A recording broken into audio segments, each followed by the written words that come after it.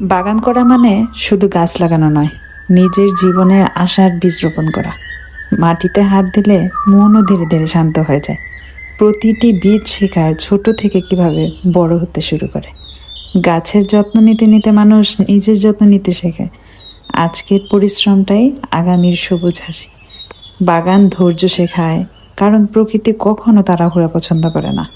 প্রতিটি নতুন পাতা নতুন সম্ভাবনার গল্প বলে। যে মন ভালোবাসা দিয়ে গাছ বড় করে, সে মন কখনো শূন্য থাকে না। রোদ, বৃষ্টি আর সময় সব মিলে সৌন্দর্য তৈরি হয়।